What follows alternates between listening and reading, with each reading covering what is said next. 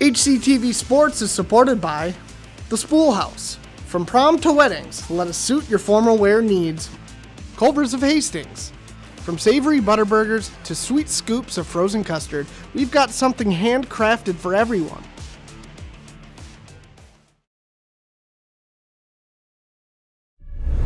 Making the play. He gets the pin. Raiders are clawing their way back in this game. Just snipes one. It's ball game. It's over. Safe. Oh my God! Did you see that? Great diving play. Is it a touchdown? Hastings Raiders win the ball game.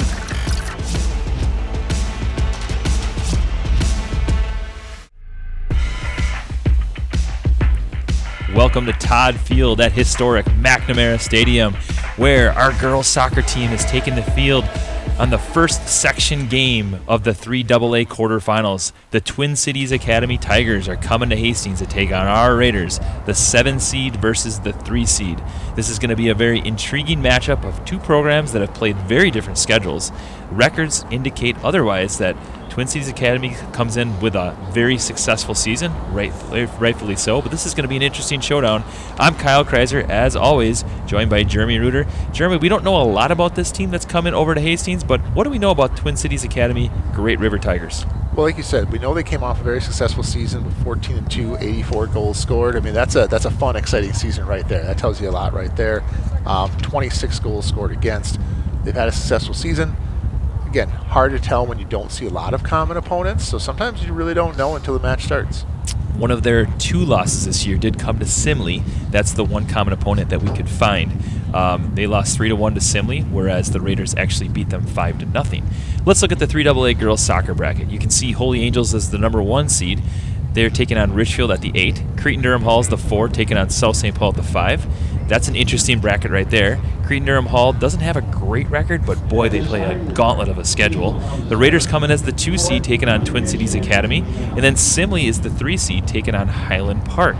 The winner of this game will take on the 3-6 winner. That'll be on Saturday. The high seed then hosts that game. So Hastings could potentially host another game on Saturday at 1 p.m. Boy, that would be awesome if we could host another game. Always great to get those home matches, right? Now I'm looking down the line. If the Raiders play to their seed and they can find a way to win this one and potentially the next round, they would then potentially be in the section finals for the first time in program history. Exciting times for our Raiders soccer program. This is a program that has always been stuck with the big teams in the state. Dropping down a class this year, they found a lot of success, and they feel confident they can make a run. Well, that's what we talked about in the last couple of matches we've covered. The section's still a tough section, but it gives you some openings where if you really hit it hard and hit it stride at the right time, you can make a good run. Yeah, and this is going to be an also intriguing matchup because we talked about records. This Twin Cities Academy program has some very solid players. They may not be as deep as we are, but you look at their roster, they have a couple players that are all-conference player, and they're led by their center defender, Osean Chopzang Cheko. She's a defender, a 12th grader, all-conference player, senior, super tough player. She's going to be a challenge this game. Another girl that's going to throw a lot of challenges at them is forward 10th grader Parker Gaddis. Parker Gaddis has had a lot of goals this year. She's going to be dangerous up top. She comes from a good bloodline of soccer players. Her dad actually coached at Concordia St. Paul and is also a coach at Minnesota Thunder Academy, one of the top programs in the entire state of Minnesota. So well-coached player, young forward. For the Raiders, the key to success for them is definitely get the ball to Sienna Sanchez. She is your leading goal scorer, the girl that makes it all happen. As you look at Twin Cities Academy, they were tied for the conference lead with Heritage Christian. You can see that they found a lot of success within their conference. Although the quality of opponent not nearly as good as what the Raiders faced. The Raiders, on the other hand, definitely a loaded conference with the likes of Matamidi, Hill Murray, the number 1 and 3 teams in the state. You also got Simley and South St. Paul, Two Rivers. You got some really tough teams in your conference. So they're battle tested. And then the non-conference opponents they played this year are also very tough. You have the Shakopee and Farmington and different schools, big schools that way as well. Yeah, Minnetonka, right, Rosemont. So they played some tough teams in non-conference play. So you kind of look at two different programs that have gone different directions this year in terms of battle tests.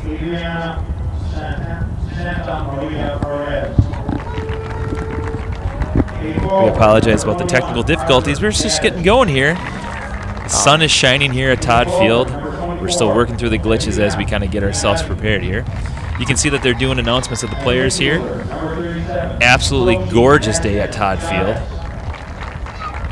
We talked about it beforehand, but the Raiders really looking to improve on how they've done in the past in section play. Last year they notched a victory over Park in the first round and then lost out in the second round. You can see the Metro East Conference one more time. We talked about it just a second ago, but Matamidi, the class of the conference, they're 12-2 and 2 overall.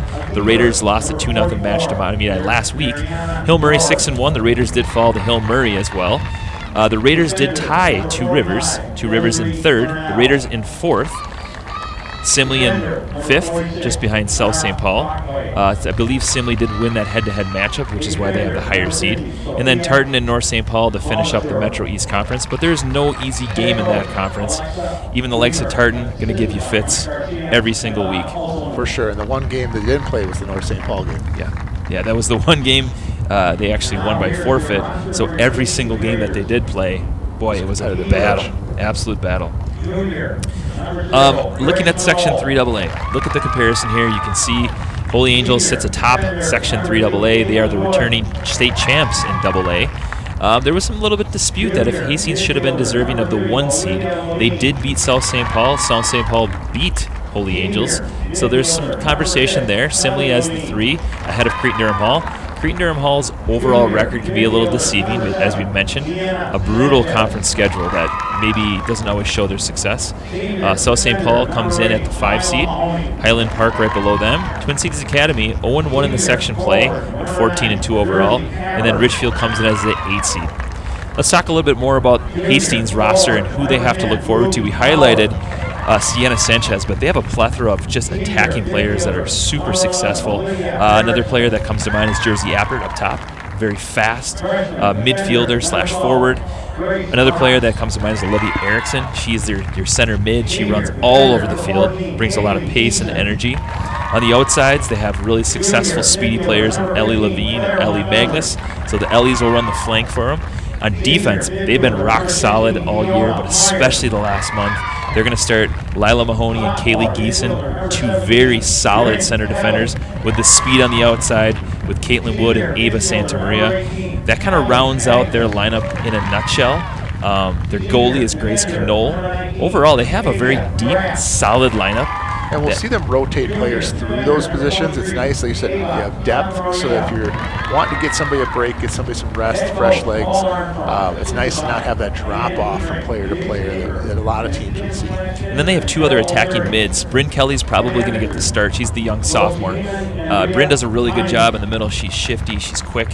The other attacking mid that they'll put in there a lot is Olivia Levine. So those 2 will kind of control the middle of the field, do a lot of the dirty work, getting the ball up to Sienna and up to the wings as well.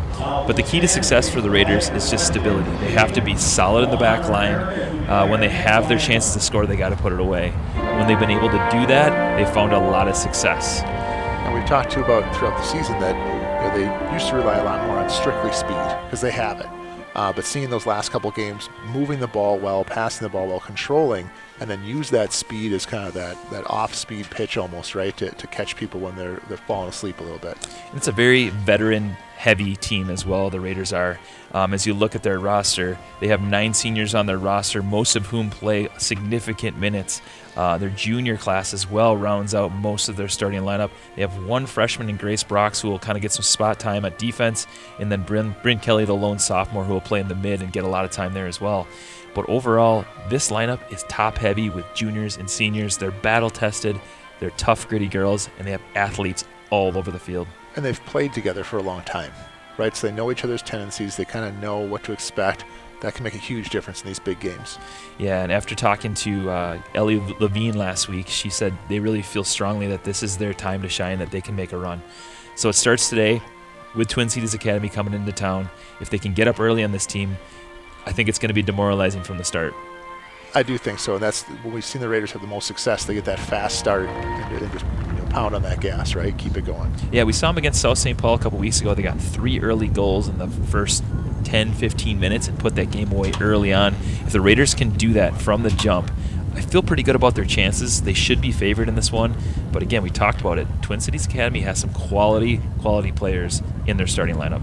It'll all come down to how we see them play together, right? As we've always talked about, right? Like, do they have the right combination, the right spots, the right time, and how well will they work together? That's yet to be seen for us, right? Yeah, we talked to the Twin Cities Academy their coach, Alexa Weavers, and she kind of described this season as the revenge tour. She said that this year they've been able to beat teams that had beaten them previously.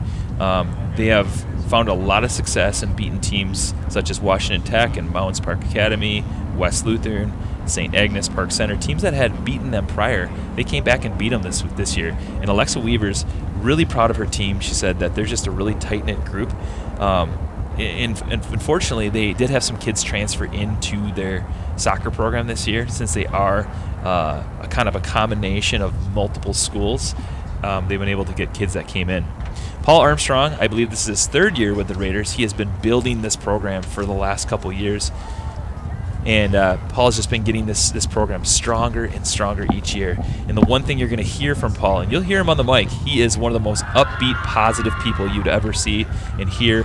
He's constantly bringing positivity on the field, cheering their girls on, does a wonderful job with this team. Just minutes away from the start of this game, on an absolutely perfect day at Todd Field. As predicted, the Raiders are going to throw out their kind of normal starting lineup with Sienna Sanchez up at forward. You're going to see her drop into the midfield. You might even see her drop as a defensive position. Sienna, number 7 for the Raiders. She's a player that can play all over the place. Jersey Appert drops down at number 9. She's right at center attacking mid. You're going to see Ellie Magnus, number 10 on the right side. She's closest to us.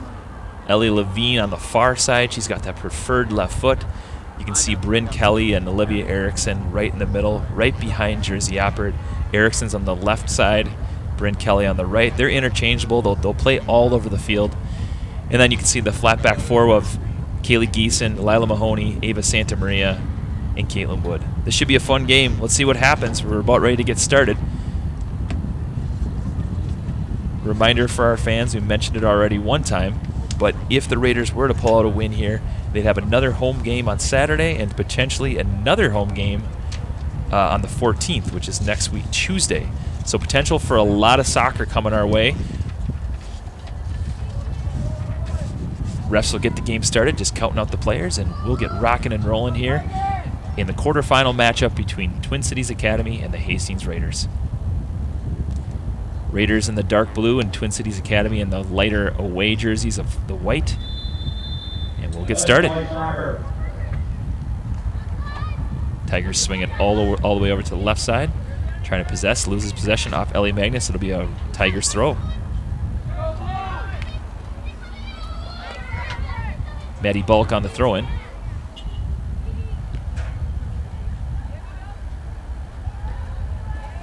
All the way up to their outside mid. They're trying to possess here. Swings it over. Bulk back with the ball again. Plays it back, loses her touch, goes over to Magnus. Magnus is going to use her wheels. She is a very fast player. Tries to swing it up to Sienna Sanchez. Good look, just a little long with her touch. You're going to hear us yell Ellie Magnus and Ellie Levine's names a lot. The Ellies on the outside both have a lot of speed. Ellie Magnus, one of the premier sprinters in the state of Minnesota. Good ball there by number 21. That's Parker Gaddis, their leading scorer. Olivia Erickson plays it up to Santa Maria. Santa Maria clears it up to Ellie Levine. A little long with her touch. Ball still in play, though. All the way back to their goalie. Clears it all the way up. Able to keep it in. As the Raiders on the ball, that's Olivia Erickson possessing. Plays it over to Geeson. Geeson all the way over to Mahoney. Raiders looking to create space. They play it over to Caitlin Wood. Wood up to Bryn Kelly. Good turn on the ball.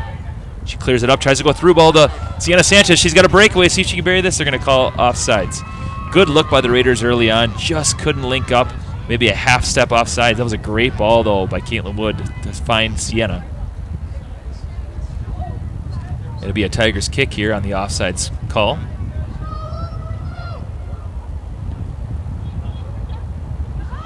All the way up to Caitlin Wood. trying to defend here on number 17. Good ball, though.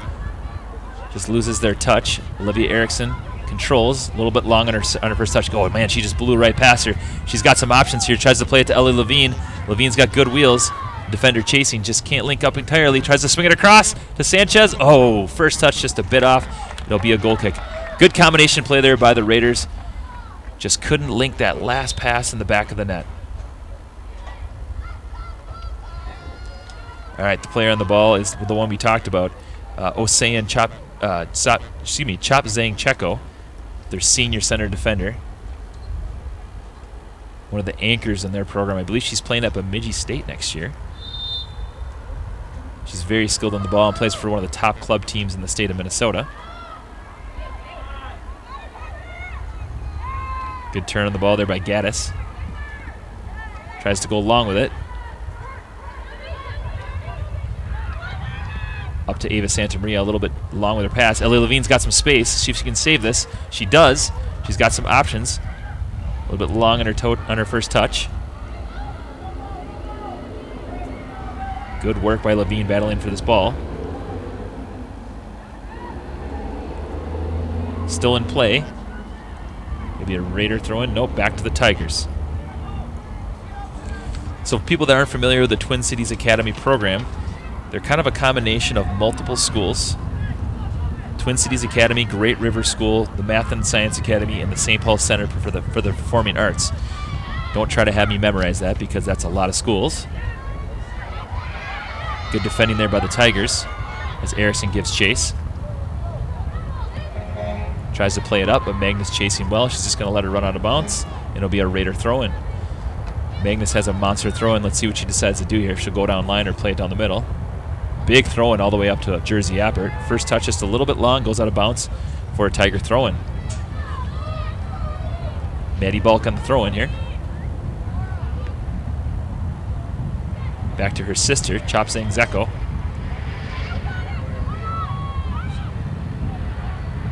Good chase by Olivia Erickson. Tries to swing it all the way up. She's got wheels with Ellie Magnus. Magnus is going to catch up to this ball. Let's see what she decides to do. She's going to swing it in. Just can't link up with Sienna Sanchez. Good look by Ellie Magnus. Looks like they're going to call offsides early on. They let him play on, but it was offsides. Calling the offsides very tight. This is a section game. We know the importance of it. They're going to pull the ball all the way up to about the 30-yard line. And that's where the Tigers will restart the ball. You can see Sienna Sanchez, number 7, right in front of the ball. As they try to clear it all the way up to Ellie Magnus. She gets a touch on it. Oh, good back heel there by Sienna Sanchez as she plays it up to Magnus. Magnus trying to swing it all the way over to Ellie Levine. They're going to call her offsides again. So you can see what Twin Cities Academy is doing. They're doing a really high line with their defense. They're bringing up super high and just taking a risk, right? You're probably not favored in this game. They're pushing them up almost to the 40-yard line. They've been able to catch them offsides 3 times, already in this game. Kind of daring the Raiders to go over the top with it. I don't know if that would be my strategy with the amount of speed that we have. It depends how much tape they've seen.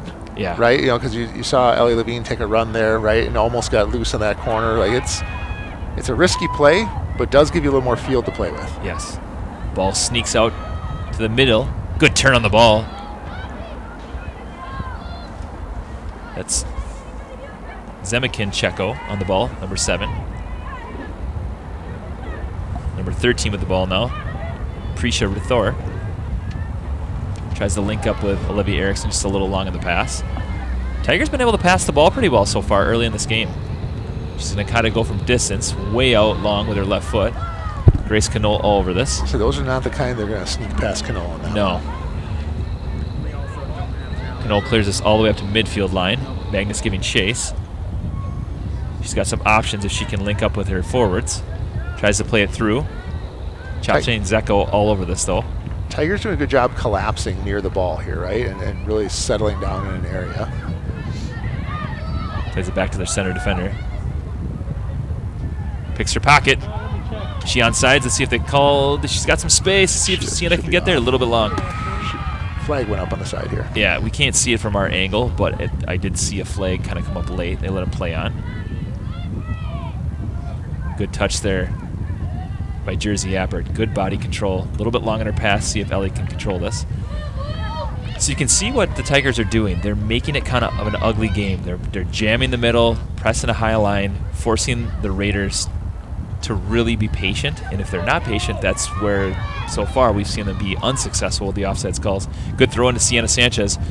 She's going to give chase here. Help here. Goalie's coming out. A little hesitant there for a second. Yeah. That almost became dangerous there for the keeper. Yes. It's one of those where you have to make your decision early on and stick with it. They're going to call it a corner kick, though, so it kind of backfired a little bit on this goalie. The Raiders are pretty dangerous here. Let's see what they line up. They're going to put, I believe this is Ellie Levine with her left foot. I can tell because she's got a heavily wrapped left leg. This is Ellie Levine behind the ball. She's got a very strong left leg. Swings it in. Dangerous ball. Almost in. Oh, man. Good save there. Sienna wants that call. She thought it crossed the line. Oh, right-footed shot off the crossbar. Tries to go left foot to Ellie. See if they can hit one here. Oh, just wide. The Raiders knocking on the door. There's that onslaught we talked about, right? Those second efforts and second chances. Maybe get another look at this if we can. Sienna had a shot attempt.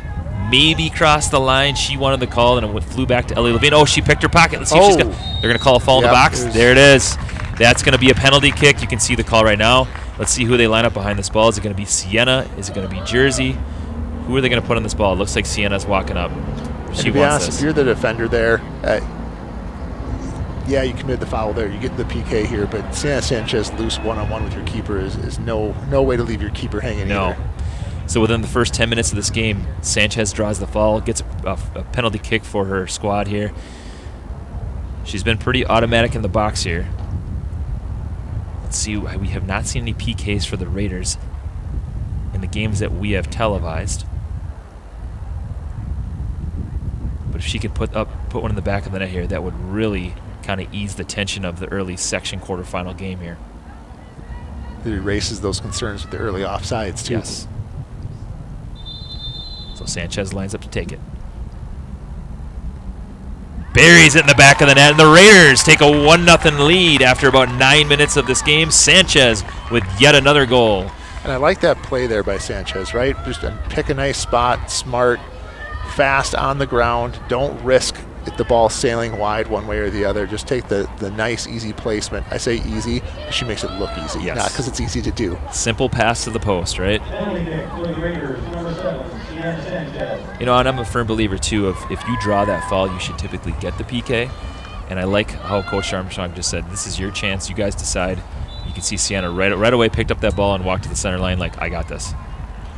Yeah, at this age especially, right? You know, they kind of have a feel for it. You know, sometimes somebody gets dinged up a little bit in that foul, right? Then maybe they'll pass it off to a teammate to do that while they recover a little bit. But in this case, obviously, Sanchez feeling confident. And just about a half step offside there again on that one. They're watching this line tight. The Raiders will have to adjust a little bit. Yeah. Yeah, to your point, it happened so fast. There was a one-time long ball that Sienna tried to run onto, and she was just behind the defense. They've been consistent with it, which is what you appreciate no matter what side you're on. Jersey Appert on the ball trying to link up with Olivia Erickson. Erickson on it again. All the way up to Jersey. See if she can go through ball. Might be offsides here. They're not going to call it. Falls at the feet of Bryn Kelly. Shifty little move there. Can't find the opening. As they play it up through the midfield. Good turn on the ball again. Man, we've seen her make some nice plays so far. I believe that's Zemikin Cheko. She's only a 9th grader. Wow. Yeah, she's looked really tough on the ball.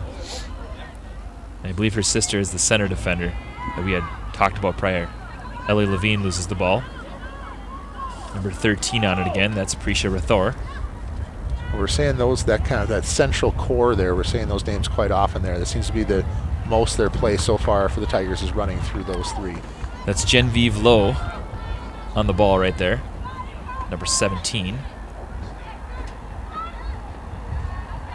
You know, one thing that their coach, Alexa Weavers, did say, too, she said, one of the biggest challenges for our team is we have a drastic ability gap on their team where they have players that play for super high-level clubs that play year-round, and then they have players that are pretty new to soccer. So they kind of have a weird mix of ability levels, all the way up to Jersey Appert as she turns on the ball to Olivia Erickson. Erickson's got some options here. She's going to try to go through, falls to the feet of Sienna Sanchez. Sanchez plays it back over to Erickson. Erickson over to Kelly. We got a lane here. She tries to play it through to Ellie Magnus. She's got some good wheels. Yep, and they're saying onside here. I'd agree with, but it's always good to see. Magnus tries to play it in with the right foot. Goes long. Oh, good. Just gets a touch on it. Back to the box. Oof. Oh. And Jersey Appert, is that in the mix there, right? As soon as the keeper puts that ball on the ground, she wants it in the net, right? That's that determination we see from the Raiders, right? We talked about. Oh, in the back of the net. Beautiful shot by Ellie Levine as the Raiders take a 2-0 lead. Great ball by Bryn Kelly to find her. Not a lot of opening there. She found it. Levine took it to net. And just like that, it is 2-0 Raiders. And that's kind of what we talked about, right, where there's that risk with giving the Raiders a lot of field, right? They are fast. And so if they get that window, they hit the timing right, they're not easy to catch from behind. And that was a great pass by Bryn Kelly. That may not go on the stat sheet, but boy, to be able to find her streaking down, she had just a step. She stayed on side, just took it to net. And you could see the speed being a factor so far in the early stages of this game. Do you think the Raiders would be content with 2? No. Nope. I think they want to make a statement pretty early. I think they're a little ticked off, if I'm being honest, that Holy Angels got the 1 seed. I think they feel like they deserve that. And again, it's always tough because, again, you're not playing all the same opponents and all of these things, right? You look at QRF, which is flawed in its own ways, Yes. and there's a million different factors. But it's also good to have a little chip on your shoulder. Right, and they have a case, right? They can make that case for sure. And like you said, that chip could help propel them hopefully a couple rounds here. Yeah, Bryn Kelly on the ball again. Plays it back to Caitlin Wood. Raiders really have some space here if they can link up. Bryn Kelly back on the ball, see what she does here. She's got Magnus outside. She did have Magnus. Good Erickson ball by Jersey Appert. See if she can blow by her defender. She's got a 1v1 and see if she can put this in the back of the net. And she does, just like that. The Raiders up 3-0. Tell you one thing I'm not going to try to do on purpose as a coach is have Olivia Erickson go one-on-one on a speed run through the middle. Yeah. I'm playing against them. And again, nice calm touch, beat the defender. Obviously very good defender that she beat, and just makes that little move, and then one-on-one is so tough. Was that Olivia Erickson or Jersey Appert? I think that was Olivia Erickson, but I could be wrong on that. I think so. We'll get a check here on that. It's hard for us as commentators here. The brunettes look very similar in Jersey Appert and Olivia Erickson. Oh, good touch there by Olivia Erickson to play it up. Raiders up 3-0 in the first 15 minutes of play. Well in control. Here's Ellie Levine on the ball. San Maria with a good pass there. Well defended, but a good spot. Good foot skills by their center defender. Again, that's Chapjang Jeko. Good through ball. That's dangerous. It's 21 behind it. That's Parker Gaddis, their leading scorer. All right, so now you're going to see a couple of Raiders subs coming back on. You can see Fiona Myers taking the field. And that's Tavia Graff on the left side. So they're going to give Levine a little bit of a break. They're going to give Jersey Appert a little bit of a break. So we're still trying to figure out that third goal. Again, we're trying to decide if it's Jersey Appert or Olivia Erickson. In the sun. Both like Jersey and I were trying to figure this out. I thought it was Jersey. He thought it was Olivia. We can't figure this out here. We've talked about how like us mixing these players up is a compliment just to how well-rounded they are. And in the sun here. Oh, it sneaks through. That's Parker Gaddis. Right place, right time. They get a goal. Again, it's just smart heads-up play there, right? Noticing where the opportunity is. That's Parker Gaddis on the goal as it sneaks through Grace Canol's arms, and it's 3-1. All right, the Raiders definitely did not want to give up a goal there. They had the momentum. But as it stands, we've had a lot of action in this first 15 minutes. Yeah, exciting game for the fans for sure. You can see Gaddis pretty excited though, right? Get them back in the game, build a little confidence. You know, Twin Cities Academy not used to falling down. They've been pretty dominant this year, and to be down 3-0 just like that, that's a difficult task for them. Ellie Magnus on the ball. You kind of lost her in the corner. She swings it in. And I think you see the Tigers maybe lose her a little bit in the corner. I think when they saw that ball get kicked, I think they thought, well, it's out of bounds. That's not going to be played, and they slowed up a bit. Not really used to the speed from Magnus on the outside yet. It's Ava Santamaria that was on the ball there. Oh, well, they got some space here. The Tigers have a little option. Well cleared by the Raiders. Here's Tavia Graff. She's got some space to operate. Jersey's got to stay inside, though. She's a step behind. Graff kind of runs out of space. All right, you were right, Jeremy. I was wrong.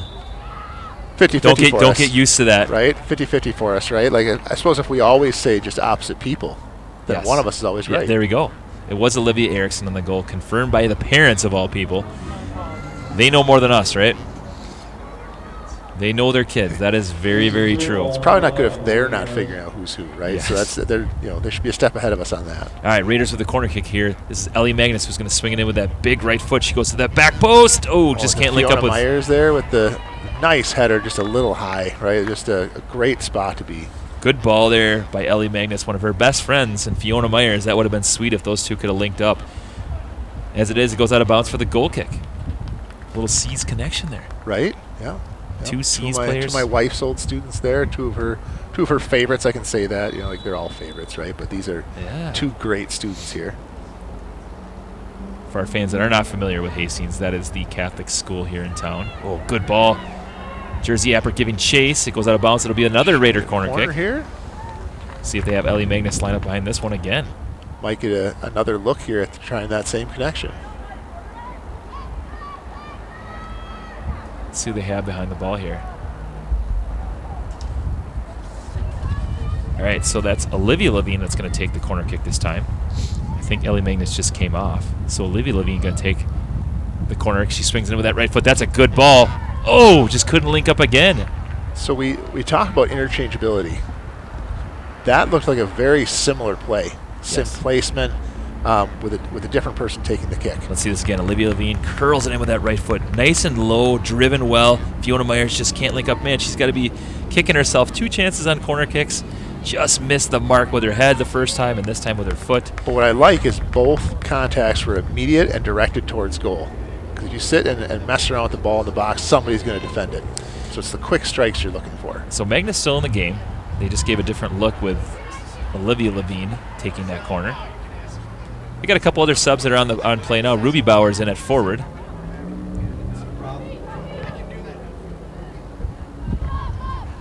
Caitlin Wood smothered by offensive players. Somehow finds a gap. Nice turn on the ball by Ellie Magnus. She's going to try to beat her defender. Here's Ruby Bauer on the ball. Tries to link up with Ellie Magnus, a little bit long in her pass. Then last possession there by Wood, just really beating the double team, just being calm and finding a good pass out is a really smart play in that position. All right, so with about 22 minutes left about 20 minutes left in the first half, Raiders clinging to a 3-1 lead. They've had a lot of scoring chances already. Had one off the crossbar, about 4 or 5 corner kicks. You can see the shots on goal heavily in Hastings' favor.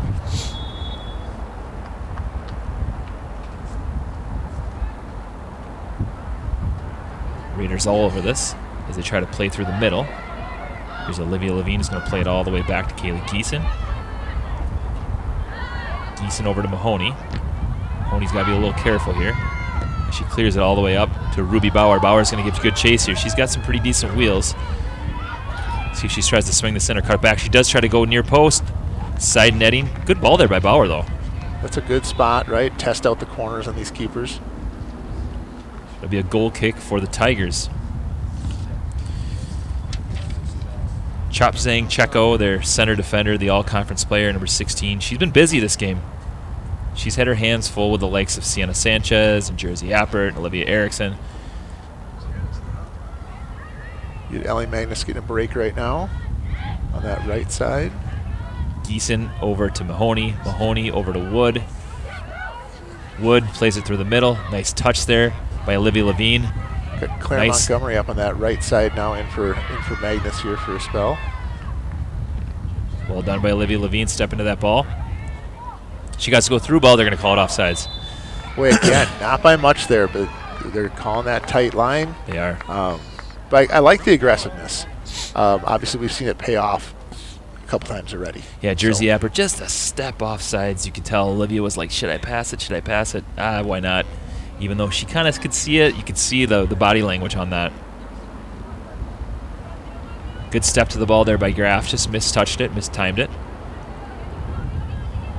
Yeah, as a coach, I'm never minding. They get frustrating for the players, but really, if you're within that half step and you're just barely off, you're trying to time your runs, that to me is pretty acceptable.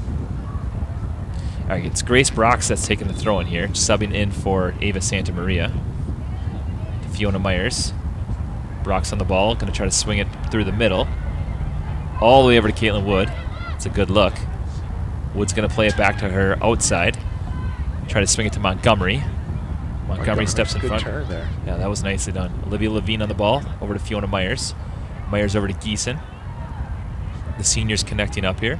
We're starting to see some of that passing we were hoping to see from the Raiders. Good little pass there by the Tigers. Here's Gaddis on the ball. That's a good ball. Caitlin Wood very, very speedy. Dangerous ball to the back post. Tigers moving the ball well here. Yeah, they're showing some good bursts of passing, which is opening up some lanes up top. Okay, how did you respond when you talked? So Raiders heavily favored so far in this matchup. They've been looking the part with 3 early goals. But this is a time in the game where you can't sleep. You give up another goal, it's a completely different ball game. For either team. Yeah. Right? Like it's definitely a momentum shift here for whoever can get this next one in. Yeah, a 4-1 game really changes the dynamics of everything. Good run by the Tigers here. Oh, and it sneaks through just as we talked about. Yep. Can't give up the goal, and it sneaks all the way through for another goal for the Tigers. Let's try to get a look at that number. It's another second effort goal there. Yeah, great effort. Gaddis has been all over the place. Sneaks through. That's number 38. I believe Marlene that is Marlene Vasquez Vasquez Chavez. Number 38 for the Tigers. All right, now you can see the Raiders are not messing around. They're bringing back a lot of their starters. Coach Armstrong not very happy. You can see it sneaks through the defense. Kind of a half touch on that, flicked over to the back post, and all of a sudden back of the net. So Sanchez comes back in, Magnus comes back in, Levine comes back in. Not necessarily what they expected at this point in the game. Well, and the Tigers, we talked about their season. They're used to winning. They're used to scoring goals. So it's no surprise here that we're seeing some of that here early in this game. Ball all the way up to Ellie Levine. Sanchez flicks it over. Tries to swing it across. It'll go back to the Tigers as the goalie scoops it up.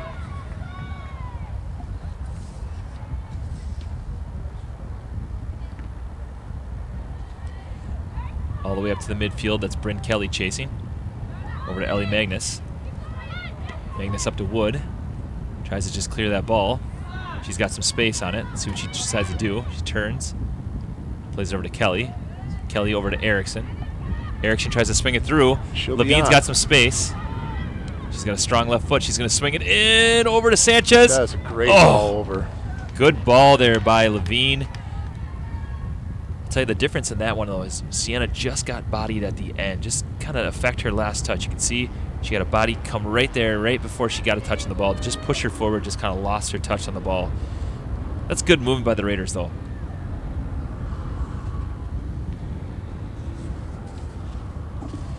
Tigers play it back up. Hey, this is a good time in the game to give a shout out to our first sponsor for HCTV, the Spool House. From prom to weddings, let us suit your formal wear needs. More information is available at thespoolhouse.com/sewing.html. The Spool House here in Hastings. All right, so just over 15 minutes left in the first half. Raiders clinging to a 1-goal lead. 3 early goals, the last 2 in favor of Twin Cities Academy. So they're going to call a handball. It'll be the Raiders' kick here at about the 31-yard line. This is that spot where you're seeing kind of where the Raiders can be dangerous in this range here, right? My guess is Mahoney, who's got a pretty big leg, is probably going to swing this in the back post. There's a whole bunch of Raiders lined up. Surprisingly, is that Sanchez lined up all alone there? That doesn't seem like a plan I'd go for. Not a wise move there. I doubt Mahoney's going for goal here. She's going to be aiming somewhere between the middle of the box and kind of that back post. She curls this in, maybe a little bit too near. Can't link up. You can see the idea was there, just didn't have enough leg behind it. Ball back in, falls right at Sienna Sanchez's thigh. Over to Jersey Appert. Bryn Kelly giving chase. Mahoney on it now. Here's Geeson, good first touch. Nice play up also. Good ball there by Olivia Erickson. Right away for Levine. Levine's got some space. Goalie's coming out. She tries to swing it across. Oh. Wonder if we're See if Sanchez can finish this, and she does. So play on. You can see Levine gets up a little gingerly, rightly so. She did the dirty work. Sienna put it in the back of the net, though. And I'm thinking the referee kind of allowing play there because it definitely looked like the contact was late there. Yeah, and Ellie Levine has been nursing kind of a left thigh injury that's really been plaguing her a lot. You can see it one more time. She runs onto it, swings a nice ball across the middle. Sanchez takes her time as the slide tackle comes, goes left foot, back of the net, 4-2. Raiders take a 2-goal lead. We've talked a number of times this year about Levine just willing to run kind of through anything. At this point here, she makes sure she delivers the pass, kind of, not avoiding the contact to preserve herself, and obviously it pays off for the Raiders here.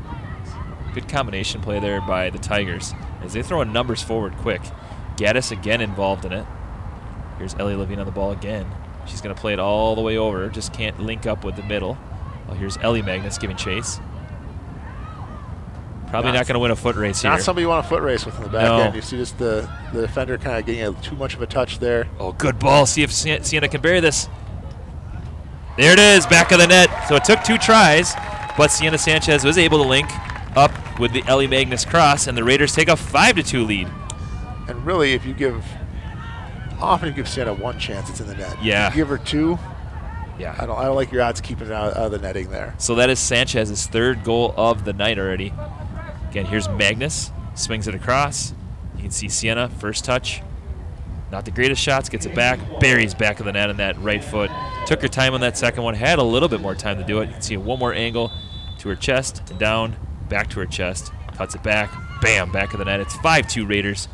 Hard for a keeper to stop 2 close range shots back to back like that. That's a tough ask. Yes. Really, a lot of that play sets up with really that heads up, gutsy run there by Magnus, right? Seeing the defender played the ball back a little farther and just outrunning her on the ball. And that's where she's strong. Ellie Magnus in open space. There's few players in the state that can really keep up with that pace. Oh, good shifty move by the freshman again.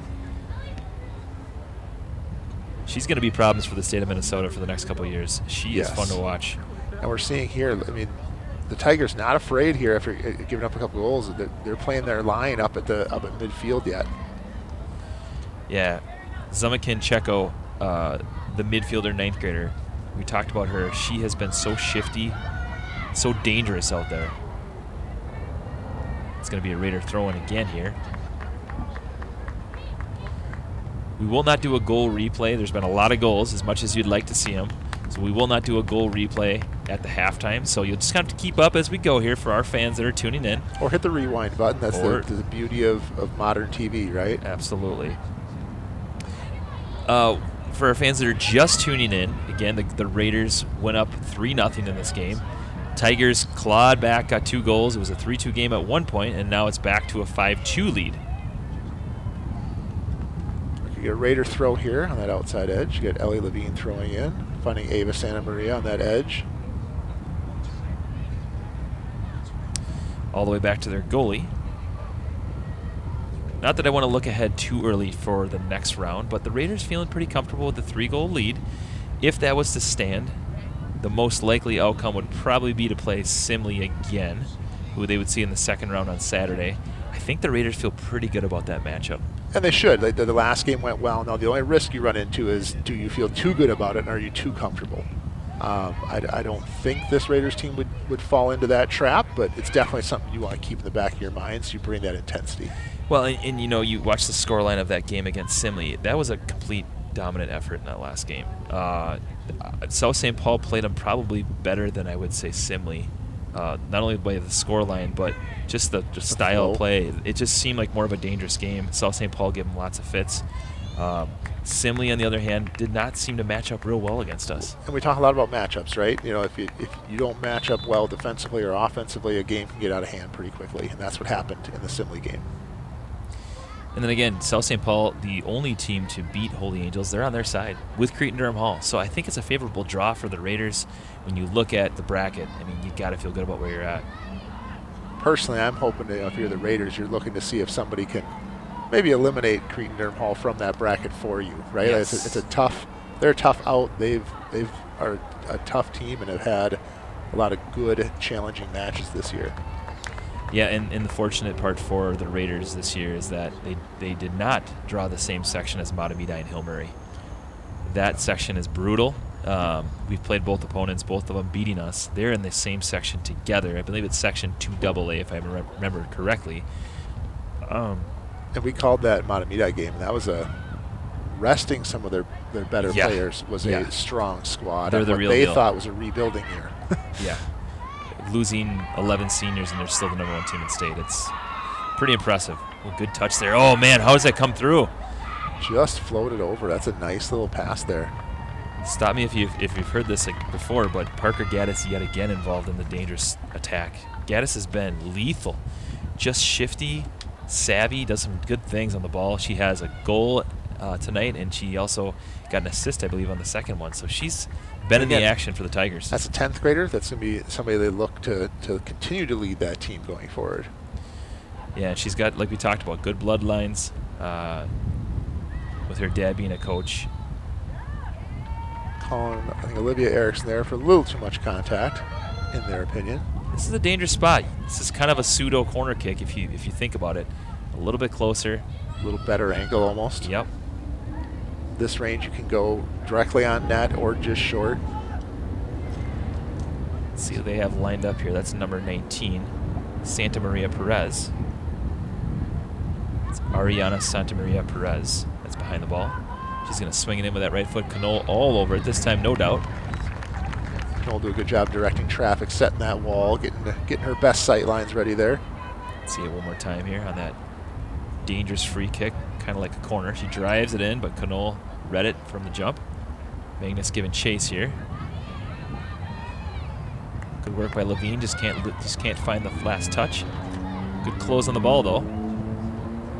Raiders giving chase. They got some good wheels back there. Caitlin Wood doing a nice job. See the goal scorer, the second goal scorer for the Tigers, chasing down Caitlin Wood. Go back out for a Tigers throw-in. Caitlin Wood on the ball again, trying to link up with Ellie Levine. Levine tries to play it up to her sister. It's Olivia on the ball. Plays it up to Sienna. Sienna giving chase. Good touch, man. Corner here. She's got some space. See what she decides to do. Is she going to cut it back or take it to her?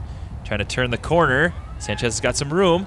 Plays it over. A little hard on the pass. Over to Olivia Erickson. Erickson over to Ellie Magnus. Magnus to Sanchez. Little give and go. Nice little combo pass there. Nice idea, though. I like it. Another shot for the Raiders. They're 11 shots on goal so far. They've been knocking on the door. That was a great combination play. Didn't find the back of the net, but I like that the way they're linking up. All right, I believe this is Grace Brock's coming on for the Raiders. Giving Sanchez a break here.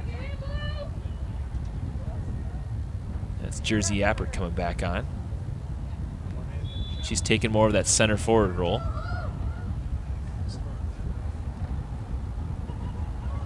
See if Erickson can get to it. Levine swings it all the way across. Good ball by Levine.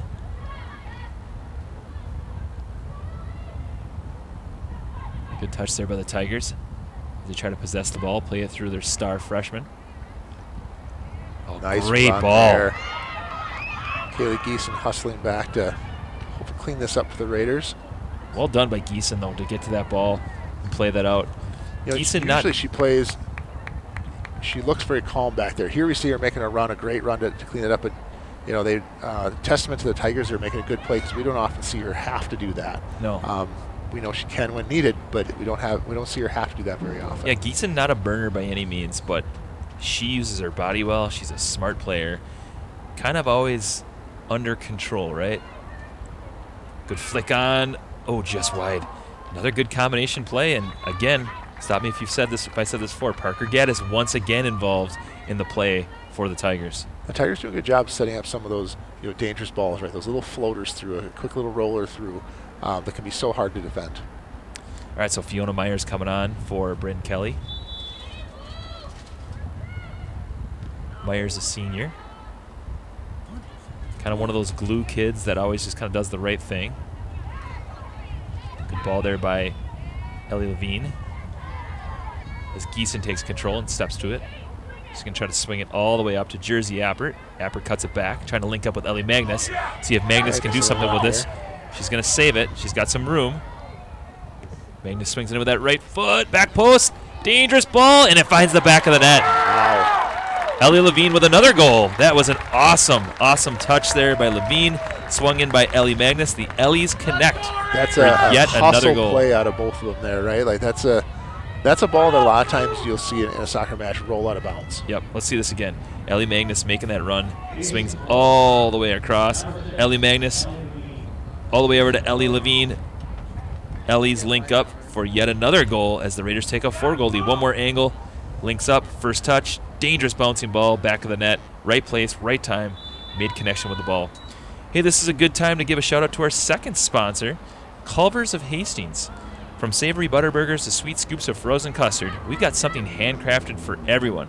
You can visit us at our location next to Cub Foods in Hastings. That's Culver's of Hastings. All right, so the Raiders take a 6-2 lead with about 6 minutes left. Here's Grace Brox giving chase, just clears it out, gets a fresh start, gives a chance for her defense to reset, her midfielders to drop. And I like that because we know the Tigers have been dangerous if they get a little bit of a lane back there to kind of float something through. All right, so we had a little bit of a lapse where the Raiders kind of fell asleep here. Other than that, this has been a pretty dominant performance so far. Ooh, dangerous ball. It's got to get it out of the box. Caitlin Wood giving chase. Well done by Caitlin Wood. Wood, a 3-year varsity player, been a stable force for the Raiders, looking to play at UW River Falls next year, talking to her mom. She'd like to give it a crack at playing in college. We were just out at their stadium last night watching the UW River Falls boys. A little chilly last night, but... Yeah, there's a Hastings player that plays there, right? Yeah, Ethan Schock is playing for the Falcons this year. Very cool. And they're a new boys program, I believe. Yeah, new on the boys' side, been existing on the girls' side here for a while. Yeah, I believe the River Falls coach just notched his 200th win. So they're a program that's been around for a while and a coach that's well established on the girls' side. Speaking of college players, we did talk about this, I believe, last time we were on the broadcast, but Sienna Sanchez, who already has 3 goals in the night, she's a junior. She's going to be playing in college. She just signed with the University of Colorado. So the future Buffalo going to continue her play in college. Jersey Appert, another player who's on the ball right now, who's also going to play in college. She's going to play at St. Mary's down in Winona. Jersey giving chase here. Or, excuse me, that's Olivia Levine. So a couple Raider girls going to play in college, looking to continue developing as players and keep soccer here in Hastings as a sport that we found a lot of success in. It's nice for younger players to see that too, right? That you can continue even beyond high school, right? Obviously put a lot of time and effort into it. So get some options there and some opportunities is a great thing. And I can tell you with having a 7th grade daughter, oh man, good run there by Ellie Levine. She's going to swing it across with her left foot. Just can't link up. Still in play though. Ellie Magnus on it. We kind of lost it in the corner here. If you're the Tigers right now. Good ball swung in. Oh, see if they can bury it. Oh, back of the net for the Raiders.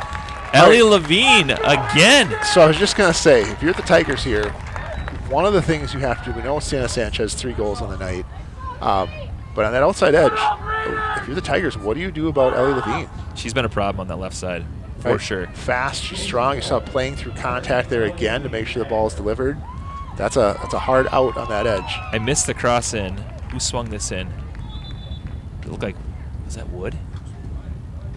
Was that Caitlin Wood that swung it? I believe it was. Swung it all the way over to Ellie Levine. Yep, Yes, that was Caitlin Wood on the assist. Doesn't Always- get a lot of assists. Always but nice to get those defenders in on the action a little bit. Yep. There's probably a UW River Falls coach at the end. Yeah, to see there we that, go. right? Like, All right, so with about 3 minutes left, Raiders with their 7th goal of the afternoon. Grace Brock's giving chase. It's going to be a Raiders kick, I believe. They're going to call a foul. It's Grace Brock's giving chase. just a little tangle back there. Yeah. No harm there, just some physical play.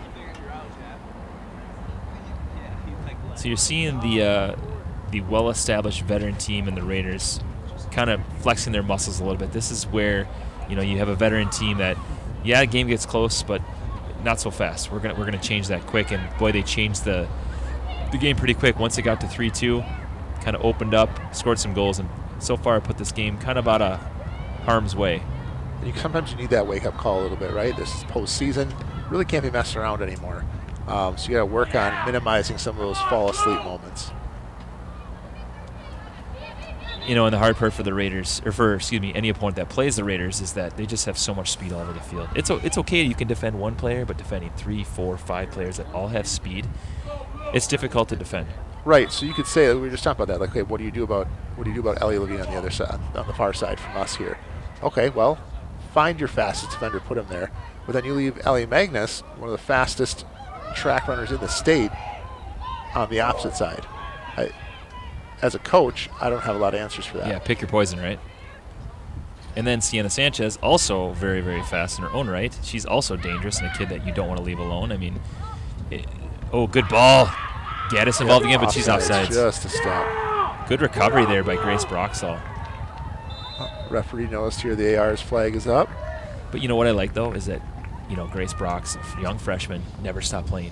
Well, and that's important because, that center referee can overrule that AR, and all of a sudden now you're just on an island by yourself. So, or maybe you've abandoned your keeper, and now they're facing a one-on-one. So, smart play by Brox just to play through, wait till the center ref sees that, and call it and blows that whistle. Brock's a track athlete, too. She's also very, very fast. I mean, they got speed all over the field.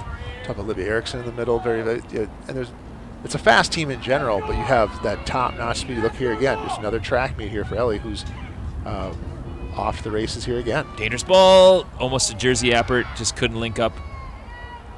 Raiders on it again. It's going to fall the feet of Jersey Appert. Appert in the back of the net gets the goal. Keeps on side. I was a little worried there because it's a little tight on that line, but Jersey looking at that line, maybe adjusting to that pressure they felt earlier. Well earned there. She's been close on a couple here. Raiders all smiles. You can see the deflection falls to Jersey Appert. Appert, little tap in, back of the net, 8th goal. You can see the goalie like, what just happened? Little unlucky bounce there, but Appert will get the goal. Senior puts it in the back of the net. All smiles for the Raiders with just under a minute left in this first half. So keeping track with the goals so far, we've had 3 by Sienna Sanchez. We've had 2 by Ellie Levine. We've had Olivia Erickson. We've had Jersey Appert. Been a lot of goals to keep track of here so far. And I don't think you're going to see the Tigers stop pushing here. You see them making a good run there, trying to get that pass out there. We'll have a quick whistle here. To get the update, it's actually a hat trick by Ellie Levine. So 2 hat tricks so far. That's not surprising with the way she's been running on that outside tonight. And she's not a normal scorer for them. She gets a lot of assists, but not usually a big goal scorer for the Raiders. So kind of fun for Ellie to not only find the back of that one time, but multiple times. Well, and I think too, just having her have that vision, right, of knowing when's the right time for taking the shot and when's the right time for setting up the shot. And tonight we're seeing her, run that little bit of a master class on that outside edge. Yes. Hopefully some younger players in the audience here watching this and really taking some good notes. 4, 3, 2. Picks her pocket, but they're going to call a foul. But that'll be the end of the first half as the Raiders, almost looks like a football score out here, to have an 8-2 lead at the halftime. Raiders looking all the part as the number 2 seed after some early jitters, finding the back in the net early and often. We're going to see how the game continues in the second half. Let's see if the Raiders kind of change things up, sit some players. But we'll get back in the action in just a little bit.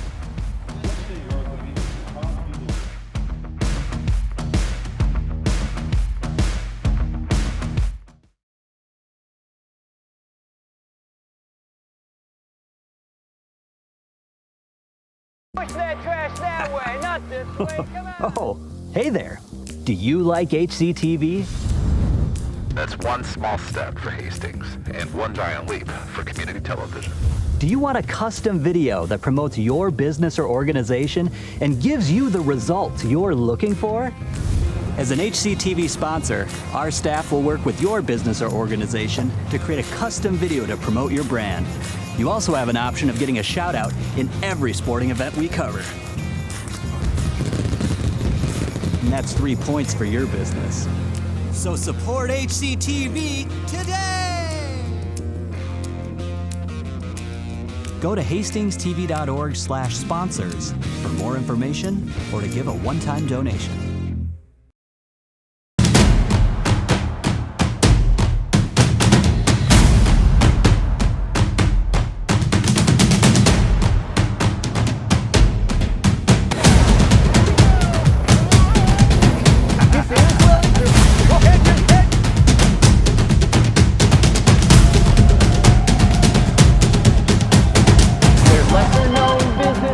Some you've heard of more, but it doesn't bother me cause I just love to explore. Interviewing owners and lending a hand. I love to assist for as long as they can stand.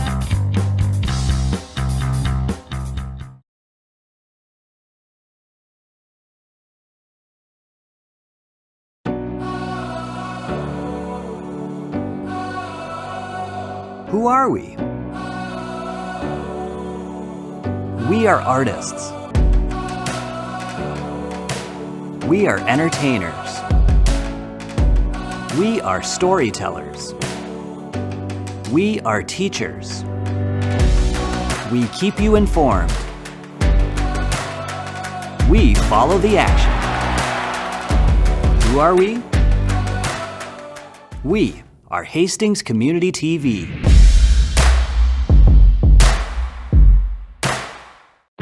He gets the pin.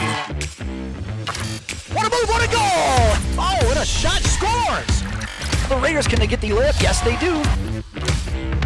Just snipes one. Oh my God! And reaching up and making the play. It's moving! Over! Looking to throw, and she's going to get the first down. One! Touchdown Raiders!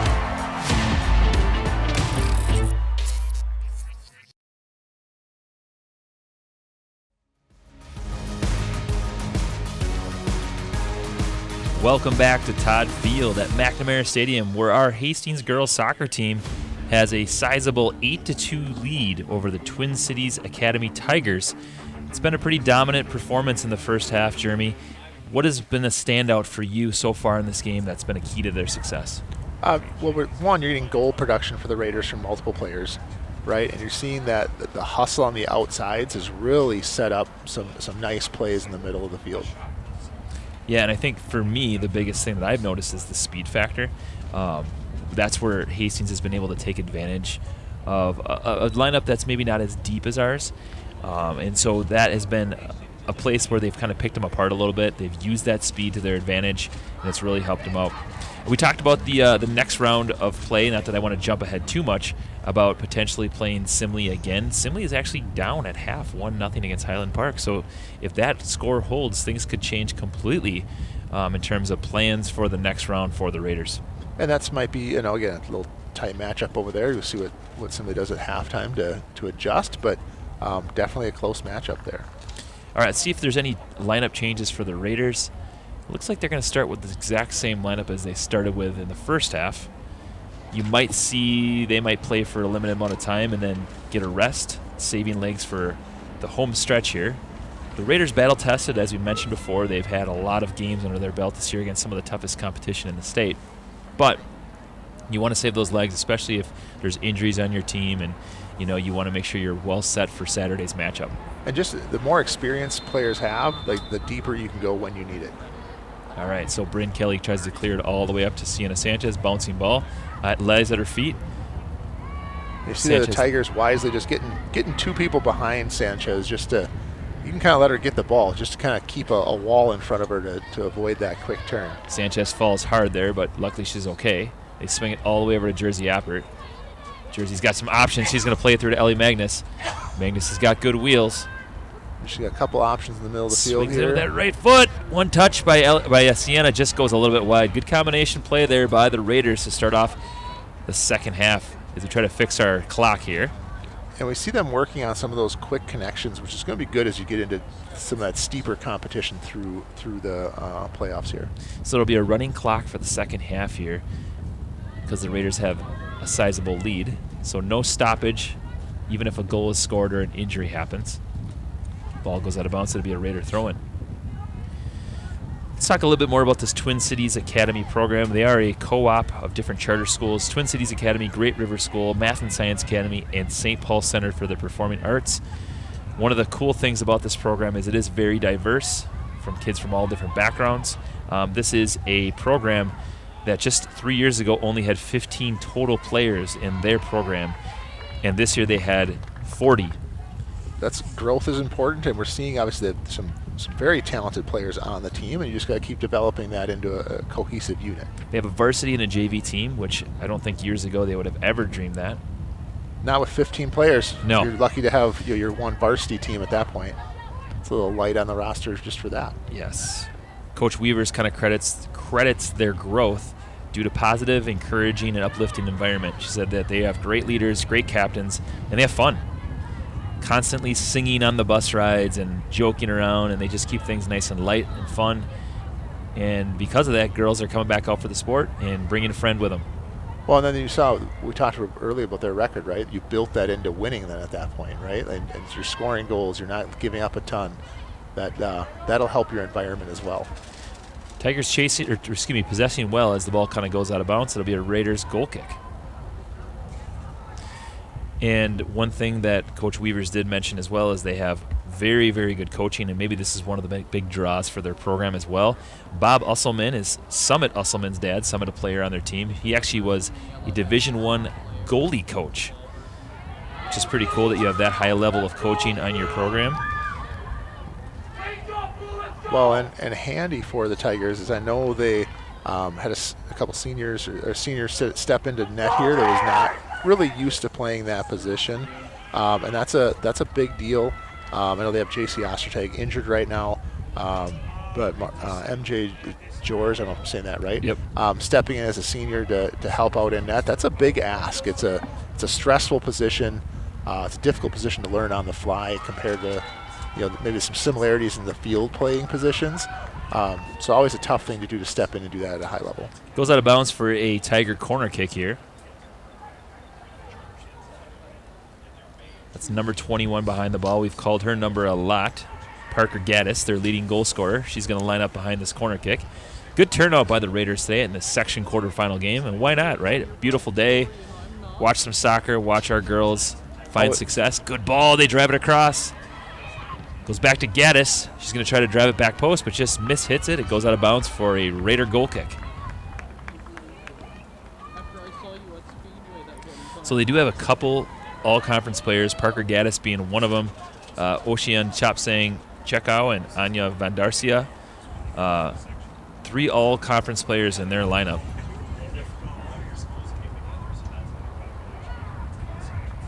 I'm not sure if the all-conference lineup has been, all-conference announcements have happened yet for the Raiders. If they have, we haven't heard anything yet. We certainly will be announcing that. Imagine there'll be a couple. Yeah, especially finishing in the top half of your conference. And I'm going to guess that Sienna Sanchez is probably going to be in that mix somewhere.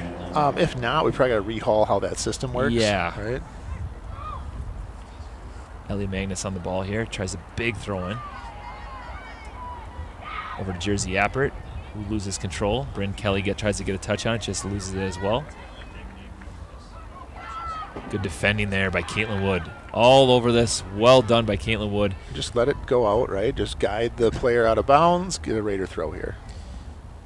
And just her body position on that. Getting low, forcing her to the outside. That's a skill that young players should learn from, because that's a difficult task. It seems easy, but watching that, she did a really, really good job of getting her body low, forcing her to the outside. That's going to be a trip. They're going to call that. Yep. Tangle of feet. Santa Maria looking for the call. Total mistake there, just accidental thing that happened here. We can see it one more time. Gaddis chasing, just kind of gets tangled up with Santa Maria. And we haven't had to say Santa Maria's name too much tonight. We had talked about in previous broadcasts, but it seemed like every game we called was kind of like her next best game, right? Like we've been on a roll. I just don't think the Tigers have pushed down her side as much tonight. No, it's been mainly on Caitlin Wood's side on that right side, I guess, if we're looking at it. So maybe they heard us, on the tape saying stay away. We were hyping her up because she played so well in that Matamita game. They're going to quickly find out, though, that Caitlin Wood on the other side is no easier to beat. So we talked about earlier with the speed on offense, kind of pick your poison, right? It's similar on defense. Well, and I think one of the stabilizing forces for this Raiders has been those outside defenders. They're kind of the unsung heroes. They do a lot of dirty work. They're small, but they are feisty, that's for sure. All the way over to Sienna. They're going to give a shot here. Oh, good rip, just wide. That was Bryn Kelly on the ball. That was a good rip by the young Raider. I like going low near the post there, right? Like that's a hard one to get in front of if you're the keeper. You can see the replay. Magnus fell to Sienna Sanchez. One touch, boom, tries to crack it in. Just goes a little bit wide, but good shot attempt. Another Ellie Magnus throw here. She's got a monster of a throw-in. Talking to Ellie Magnus's mom last week. She's actually looking to run Division I track. She's got a couple good looks by, I believe it's some school called NDSU. So I've never heard of it before. Quite possibly the greatest university of all time. You should do some research. I believe North Dakota, South Dakota, NDSU, and also I believe St. Thomas is also in the mix as well. So she's got some chances to run Division I and continue excelling in that field. Oh, good work by Olivia Erickson. Man, just picked her pocket. Goes left foot, swings it across, trying to link up with Sienna. Sienna's got a look, left foot. Oh, good save goalkeeping. She's right there. Sienna on the ball again. No call. Maybe a little bit of acting there by Sienna. They're not going to call it. Kaylee Geeson on the ball now. Goes left foot, just kind of loses touch with it. Lila Mahoney steps to the ball. Don't know that I want to frustrate Sienna up top either. Another offsides call. No, I don't think you want to. Nope, I don't. You don't need her on a revenge tour. No. Nope. We've seen that play out. It does not end well. So Ellie Levine, a little bit offsides on that play. Good step to the ball by Olivia Erickson. Sanchez wants the ball. They're going to feed her. She's got space. And timed out right now. They're going to call. That was a very delayed offsides call. She had the initial contact there, and the flag didn't go up. I thought we were clear sailing there for the Raiders, but getting that call just a step or two late there. Sienna laughing. You could tell that when she made that run, she kind of looked behind her like, I think I'm offsides, but nothing came up. But they're not going to say anything, right? Again, don't stop till there's a whistle, right? Ellie Levine giving chase here. Good touch, good combination play there by the Tigers. Santa Maria on the ball, tries to clear it up, but it'll go out of bounds. It'll be a Tiger throw-in. That's Gaddis on the ball. Good body by Olivia Erickson. Over to Bryn Kelly. Kelly all the way up to Appert. Appert trying to swing it back. Just a little too tight together there, right? Just a little too short of a distance to be able to make a clean pass there. Gaddis back on the ball. She's tough with it. Very shifty, number 21.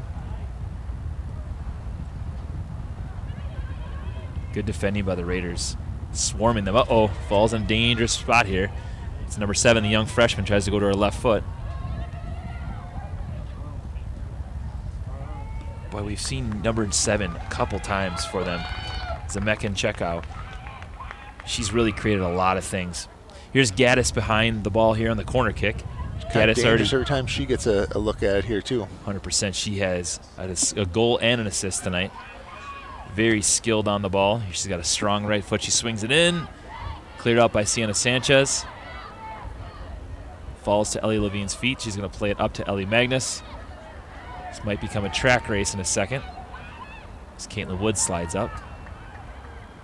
Saves it. Loses touch.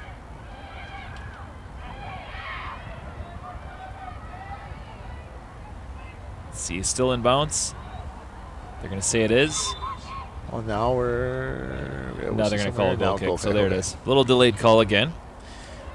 Hey, so we're 10 minutes in. So far, the action has been fast and furious, but no goals finding the back of the net. This is a good time to give a little shout out for our sponsors. Culver's of Hastings, from savory butter burgers to sweet scoops of frozen custard, we've got something handcrafted for everyone. You can visit us at our location next to Cub Foods in Hastings. Culver's of Hastings.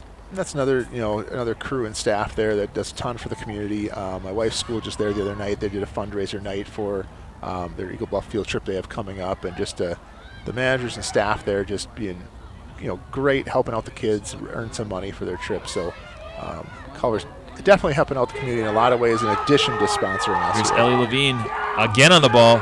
She swings it across. Oh, she just can't link up. They're going to call delayed offsides on this again? It looks like they're going to. Let's see it one more time. Ellie Levine well on this ball, had her time, tried to pick it apart. I don't know if the offsides was there before. I don't think so. I think flag was on up. That one there, Ellie had a head of steam going, but she started a ways behind the defender there, I thought. Unless she came back to the ball, maybe. Maybe, but I don't know. Sometimes I think she can get so far ahead that you're maybe assuming she was offsides if you didn't have a clean look at it, just for how quickly she beat the defender there. Yeah, Levine has had a heck of a night. I mean, 3 goals, played nice move by Santa Maria. She's got some options here. Sienna's on the ball now, tries to swing it through. It's Olivia Levine trying to chase. Raiders just continuing to throw numbers forward. They don't have to, but they are. Good touch. Well, sometimes you don't want to get out of rhythm for what you are used to doing, right? Oh, missed touch there by Olivia Erickson. I know she wants someone back. Oh, side netting shot there by Sienna Sanchez. At a certain point, too, we're in the postseason now, right? Like you're maybe done trying to figure things out and really wanting to hone in on what you're good at. And you don't get that many chances at live action anymore, right? Every game really counts now. Yep. So it's not necessarily the time to hold off. Coach might hear near the end of the game, but right now these are valuable minutes to get against a live opponent. 100%. You can see Claire Montgomery and Tavia Graff coming onto the game again for the Raiders. Hey, just a heads up for our fans, the Saturday semifinal match will be broadcasted on NSPN. So if you're wanting to tune in, unfortunately, Jeremy and I will not be able to call the game. Sure be a great one, though. Stop on down Todd Field and check it out. It's supposed to be good weather. Absolutely. Last I checked here, and it's a great place to watch a game. Yep, and assuming, again, the scoreline stays, which, again, with a 6-goal lead, you feel pretty confident about that. Oh, another foul. Are they going to call the box? They are. Let's see if they give a chance here. Are they going to give it back to Sienna? Or are they going to give someone else a look? They're going to call a PK, I believe. Should be here. I was wondering maybe if we might get a card here just with the... They're going to call trip. Yeah, there it is. Just with the... So Olivia Levine lining up behind the ball here. Here's Olivia Levine. Let's see if she can get on the board here. Her sister Ellie scored 3 times tonight. See if Olivia can get on the board. Right at the goal, but goes top net. Just under the bar. Like that's a great spot. Just enough on it to clear the keeper's hands. Yeah, I mean, I don't know if that's where she was trying to place it. I definitely know she wanted to go high with it, but either way. On frame is what you're looking for, right? Like if you put it on frame, there's a chance. Let's see it one more time. Lines up, goes top net.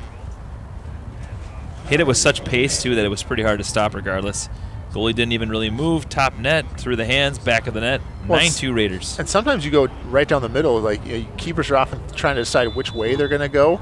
Sometimes you can catch somebody frozen a little bit in that which way am I wanting to go, and then it comes down the middle, and you weren't thinking that necessarily. Yep. So, as it is, Raiders with another goal. 9-2. Well in control. You can see the shots on goal heavily in favor of the Raiders. Twin Cities Academy not backing down, though. They've kept the pressure on. Good little flick over the head there by Gaddis again, trying to set up a play there for the Tigers.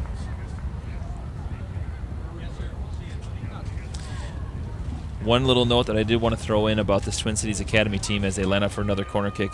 Ocean Chapsang Chekow is also nominated as an All-State player, too. So their center defender has been very busy tonight, testing her skills against the Raiders. This is going to be a good place and time to learn how to play against a fast offense.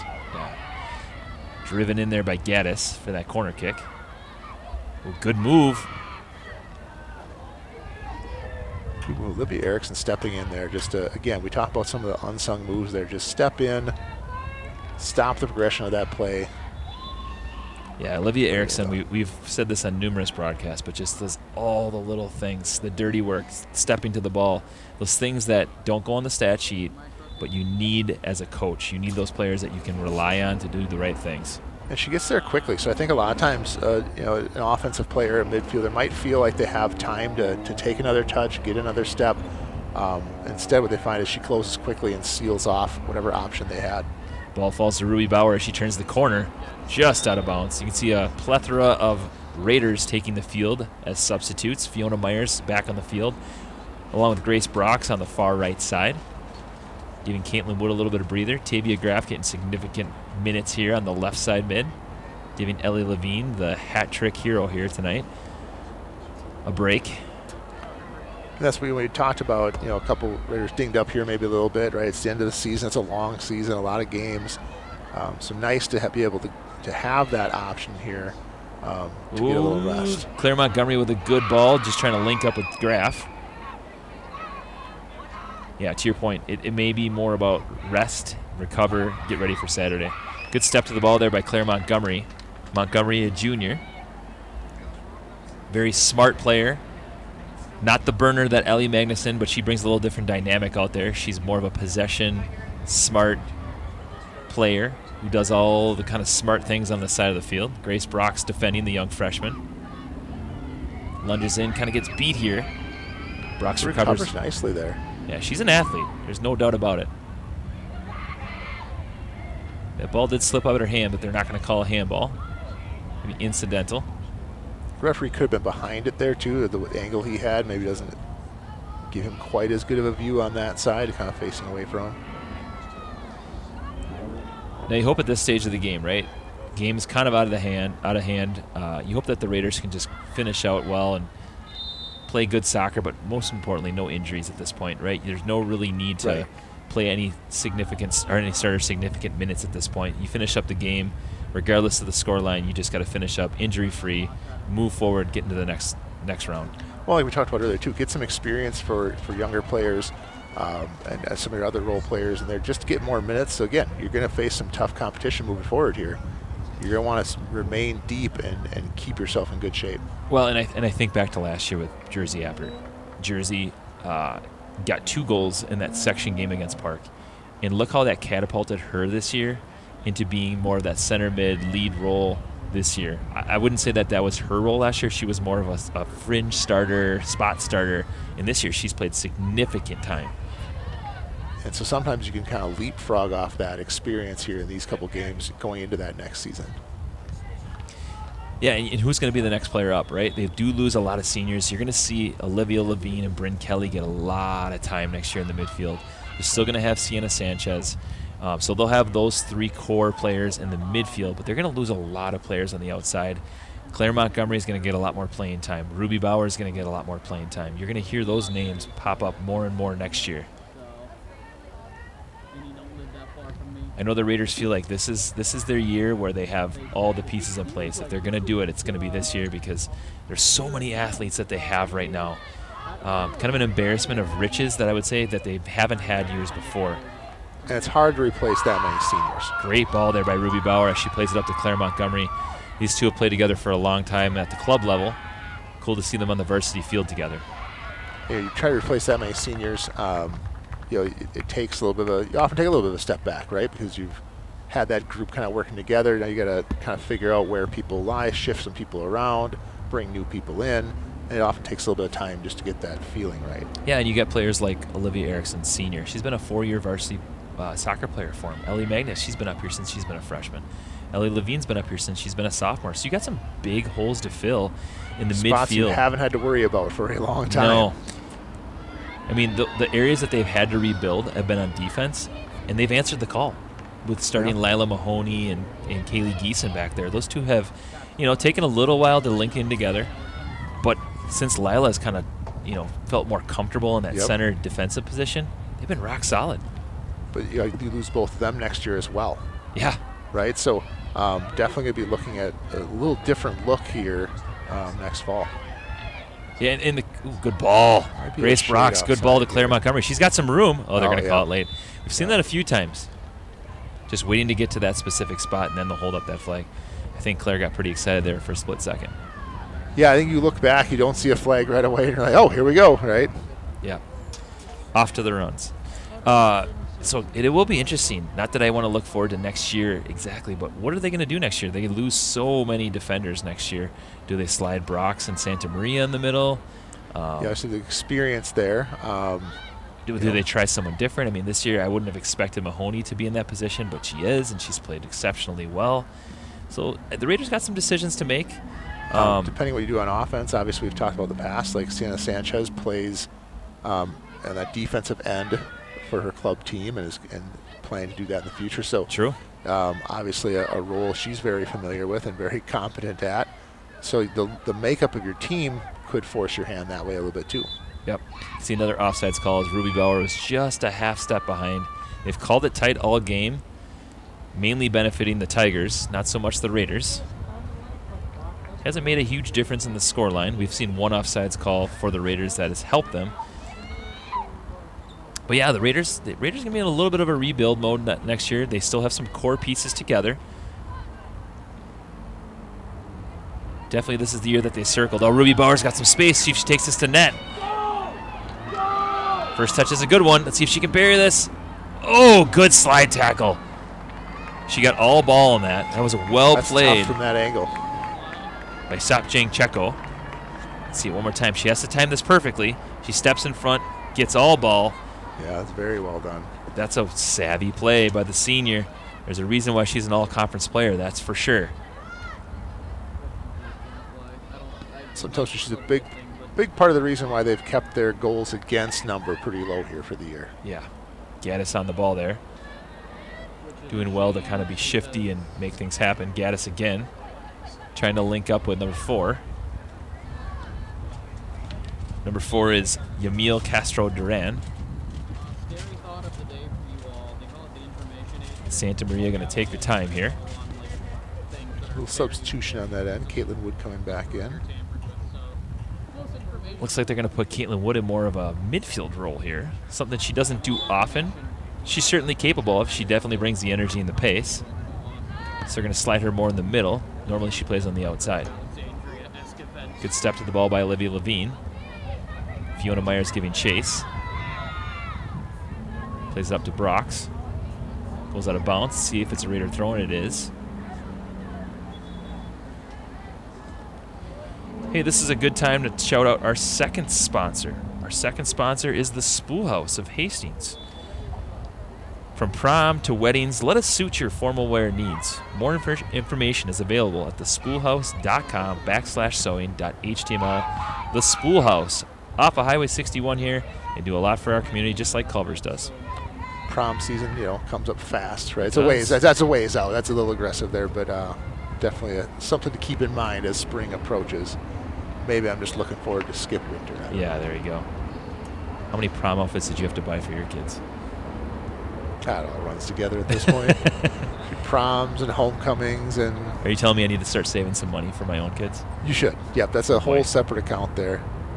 I always lucked out. Like, my daughter Lauren is always very thrifty. Like, so that I hear some stories from some other parents. I'm like, whoo. Unfortunately, I don't think my daughter is going to be very thrifty. If I tried to be thrifty, I probably would get yelled at. So my son, on the other hand, probably wouldn't care. Yeah. Maybe that's just boys in general. Well, and if you know my son Jacob, right, not the easiest dude in the world to shop for based on his stature, like size. Good ball. Caitlin Wood on a breakaway. Sorry to interrupt you, Jeremy. No, I want to catch this. See if Wood can break this. Back of the net. Oh, Caitlin Wood. I saw it coming off the foot. It looked like it was going back in. Caitlin Wood with a great run, man. She showed some speed. Again, we talked about, that we're going to see intensity no matter where she is in the field. All right, great closing there by Sapjang Cheko. Man, she's been all over the field tonight. Wood wants that one back. You can see she had that first touch. She just needed to toe poke that in. Had it, just mishit it, just closed at the right time. So we're taking a kick from further up the field here. Yeah, I don't know. Not really sure why on this. I don't think there would be offsides anywhere on that. Not from where that run was.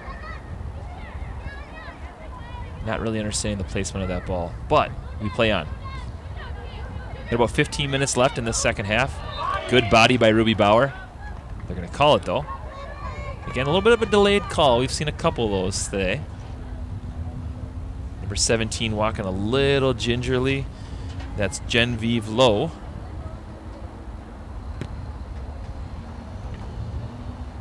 Good touch by the Tigers here. Kaylee Geeson up to Fiona Myers. Myers going to swing it all the way over to Grace Brox. Brox loses touch. It's going to be a Tigers ball. All right, you're going to see a lot of subs coming on for the Tigers here. And this is a good time to talk about community television. We need your help saving community TV. With more and more people cutting cable each day, funding for community TV stations is in rapid decline. To help keep these games on the air, we need your support. To learn more about how you can get involved, head to savecommunitytv.com. And for more information, consider leaving a donation at hastingstv.org/donate. We've talked about this in a lot of our other broadcasts, like the job that Hastings TV does with broadcasting these games and recording them, for a family who lives out of state, or if you have kids in multiple events, you obviously can't make it to everything. Just a great service they provide the community. And we're spoiled here in Hastings to have Hunter and his gang broadcasting these games. Look how many calls we get wrong until Hunter fixes us with a I mean, that's really the reason why we have him right on replay, right? Because we need his help. Oh, good ball there by Caitlin Wood. Ruby Bauer's got a little bit of space, but closes quick. Oh. Bauer took one off the head there. Hopefully she's okay. Tavia Graff on it. She's chasing. See if she can get to this ball. Good slide tackle again. Graff still on it. Later throw here. Hopefully Bauer's okay. She's holding her head. She got hit in the side of the face. Looks like they're going to call a sub off for Bauer. Always good to check these kind of things. Hit in the head can be kind of a weird injury that way. You always want to be certain on those. Let's see, they're going to put Ellie Magnuson. Is that who that is coming in? Looks like that's the case. So they're going to slide Ellie Magnus up to forward. Let one of their senior captains run onto it. That's a good choice. Yep. She's not scored tonight. Had a lot of action, though. A lot of assists. Might not feel good if you're playing in the center of the Tigers' defense. No. But, again, we talk about interchangeability. Ruby Bauer's been pushing that line up there, right? Just, even on the deflection, right, that hit her there, like being right place, right time, turned into an opportunity for Graff because you're playing good pursuit soccer. Tavia Graff on the ball again. A little bit of a miss hit as she plays it up off of her left foot and up. So updated score we got from Town Square TV, who broadcast the Simley game. It was still 1-0 last time we checked. Highland Park with the lead. Still a tight game. Our man Hunter is going to update us on the score as we continue on in this game. I don't think the Raiders really care who they play. Obviously, there's some familiarity there with Simley. It does give you one advantage, right? Grace Brox taking off. Man, she shot out like a rocket. She's got a chance to score here. See if Brox can put it in. Oh! What a great run by Grace Brox. So a few of the defenders getting some good looks here. See that again. Shot out of a rocket. Blew past defenders. Brox with that last touch just a little bit wide on that last right-footed shot. You can see the athleticism, though, on display. Brox, a track athlete, player that plays kind of all over the field for her club team. She didn't look like a defender there, that's for sure. Oh, another call here. Maybe possible handball. That did bounce up to Claire Montgomery's hand. You can see what Coach Armstrong likes out of his soccer players. Athletes and speed, and he's got them all over the field. And the willingness to run into some of that contact, right? Not shying away, playing good contact to the ball. As we play on, there's 11 minutes left in this game. Santa Maria on it, plays it up to Kelly. Wood. Graff made a nice cut inside there. Wants to be part of the party here. She cuts it back and see if she goes to her preferred right foot. Plays it over to Jersey. Ellie Magnus on it now, falls to Appert. A little bit wide. But I love the confidence by Graff. Just like, I'm gonna do the same thing that Grace Brox did. Graff, another quick player too that you don't often see in the score sheet, but she gives a lot of energy out there. Well, so if you're looking if you're the next opponent to be coming in to face the Raiders, again, that interchangeability means you can't key off and try to stop one person because somebody else will make you pay for that.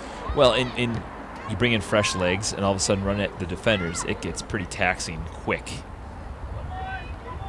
Mahoney all the way over to Brox. Brox tries to play it up. Good ball to Claire Montgomery. She's on sides. See what she decides to do here. She can take it to goal. She swings it across. I like that take there, right? Test again that near side, see if the keeper's more worried about the cross and plays off a bit. The goalie was all over it, though. I mean, she took the right angle on that. Montgomery may want that one back a little bit, maybe a little bit of a miss hit. There's Mahoney, tries to clear it up. All right, updated score on the Simley Highland Park game is 1-1. So Simley getting on the board here. Here's Caitlin Wood on the ball again, a little bit long with her first touch. I think Hunter's at 37 minutes left in that one, so there's time. A little bit of time left in that game. Almost a half here. Good turn on the ball by Jersey Appert. Boy, shoot. Oh, what a great ball. Montgomery making that run a long time ago. She saw that coming and made a perfect run. She's got some time here. What's she going to do? She plays it across. Tries to link it up with Ellie. Field goes good, but a little bit just a hard high in the turn shot. To make there. Yeah. Came back for it well. She had some time on that, but I'm not sure if she felt like she had to rush that or not. With 37 minutes to go in the second period. Again, Magnus had some time. She had no defender by her, but felt like she needed to go one time on that. I understand that. And it's a good practice run kind of to take on that because you may need to get that shot off late here or fast here in a week or so. I think she just wanted to give her brother behind the net some balls. Give him some action. That's what she was really aiming for? Yeah, her brother was looking a little bored, so she was trying to give him some action maybe. There's Grace Brox again. See if he's awake back. They're going to call a foul. It will be the Raiders' ball. Man, Grace Brox doing some nice things from that outside defense mode, or position, excuse me. You can see Brox again, shoots out like a cannon. Little sidestep, runs into the defender. Well, like you noted too, like she plays a number of different positions for her club team. Like, is there a need for her in a different spot next year with obviously a lot of seniors moving on? So it's hard to know too. I have not covered the JV side for the girls as well to know what their other options are kind of in that back line. Santa Maria tries to play it up, falls at Wood's feet. See if Caitlin can do something with this. You know, the JV did have 4 freshmen play up with them this year, so they did bring up quite a few. A couple who were pretty key players for them. So we'll see what they do next year. They might bring some of those players up. It's hard to know until you have your kind of your whole pool of players sitting in front of you. Yeah. And kids evolve, right? Yep. I mean, they grow. They play different positions for their club team. Good, well done there by Lila Mahoney. I don't think Mahoney or Geeson have sat one time during this game. You know, for the way they've played, one thing, they've played really smart, so they haven't had to make a ton of those runs. We saw Geeson with a long run before. You know, they've played really smart, so if you can keep your center backs on the field and they're having a good night, as a coach, I know I like to keep them out there if we can. All right, so Caitlin Wood look a little hunched over there. I hope she's okay. She kind of had a little collision. Might just be tired. She's kind of played all over the place. Not used to playing that center mid role. Fiona Myers has some space here. We'll see what she decides to do. She plays it through to her friend Ellie. Can't link up though. It's a good run by their defender. Tries to link up with Gaddis. It'll go run out of bounds, and it is a Tigers ball with 7 minutes left. Tigers still pushing here good. They're a no-quit team, that's for sure. A lot of high school fans here tonight. It's been great to see. Good turnout for the Raiders as they put 9 in the back of the net. That's always even more fun to entertain the fans that way. Yeah, for your casual fans especially, right? Seeing a lot of goals is the exciting part. Yeah, that's sometimes the complaint of non-soccer fans is, well, it's a 1-0 game. It's not entertaining. Well, if you came tonight, you got your money's worth. All the way up to Tavia Graff. Graff up to Santa Maria. It runs out of bounds. It'll be a Tigers throw-in.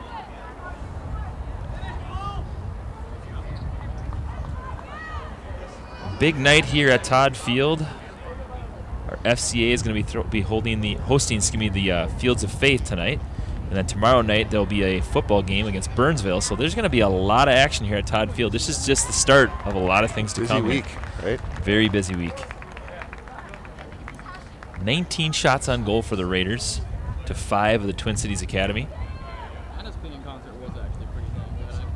You know, they talked about with their coach this kind of being their redemption tour this year, how they've been able to beat teams that they've lost to in years past. This is a program that's been building every single year. If they can continue that momentum, you never know, right? A couple Yeah, years, they could be battling for a section crown. And we're talking about some young players, right? We're mentioning a lot here. I know they got a lot of credit for their seniors, right? Balancing them through this transition time. And now some young players maybe coming into their own. Could be a very good team down the road. Well, and like the coach said, they had 4 girls that transferred in, and anytime you can get new, fresh blood, that's a good thing for your program. Getting more bodies in there, and girls talk, right? If they're having fun and they want to get other players to come to their school, you never know what can happen, especially with a charter school situation. Yep, they have that luxury of potentially adding players. Now, most of these Hastings Raiders are from Hastings, born and raised, played for HFC Soccer, which is our club here in Hastings. So it's been pretty fun for them, girls that have been together for a long, long time, to find the success that they have. Caitlin Wood getting clipped again there. And Caitlin Wood has been she's still doing all right. Beat up in this game, that is for sure. Here, let's see a lot of subs coming on for the Tigers. Some fresh faces we haven't necessarily seen yet.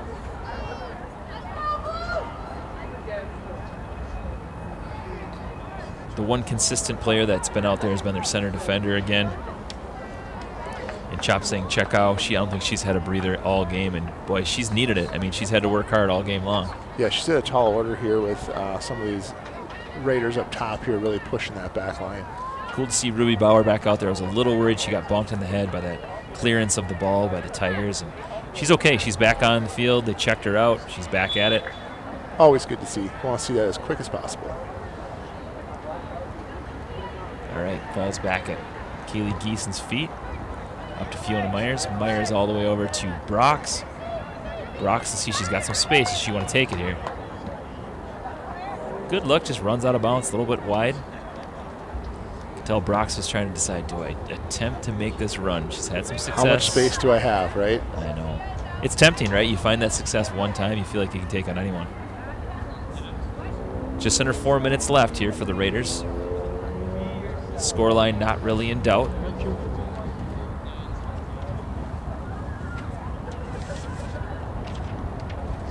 Is probably good. Pretty cool for the Tigers, though, to make it this far and find so much success. I know that the scoreline is not what they're wanting today, but to finish the season with 14 wins and find so much success in their conference, winning their conference, it's been a big season for them. It's been a turning point in this Twin Cities Academy soccer program. And the Raiders have been in that spot, too, where you have a good season in your conference and you play in a tough section. Yep. And for the Tigers, that's what they're seeing here. But obviously, like you said, that phenomenal record, 14-2, does not happen by accident. It's a lot of hard work, a lot of development, a lot of growth from those players. I see down by Grace Brox that she possesses the ball again. Not afraid to take a run. There's Fiona Myers, back to Brox. Brock wants it. Brox wants to take it. Fiona Myers again, tries to slide it through. Ruby Bowers is onside. She's got some space. See if Bauer can bury this.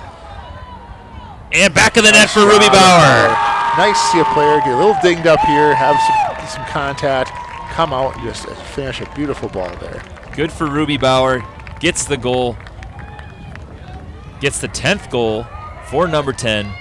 Ruby Bauer buries it in the back of the net. All smiles. Raiders feeling good about themselves, rightly so.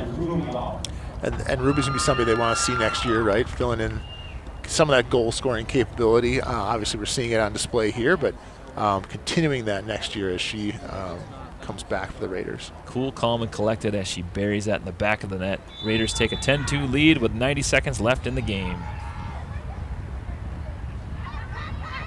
We will not have a goal recap at the conclusion of this game, but we will talk about some of the seniors from both squads, give them a little shout-out.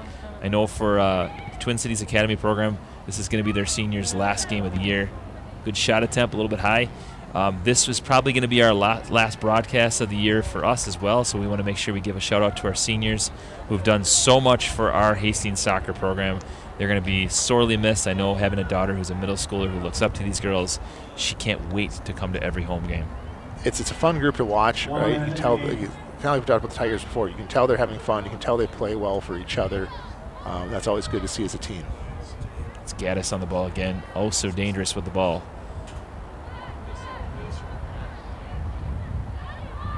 Good step to the ball there by Olivia Levine.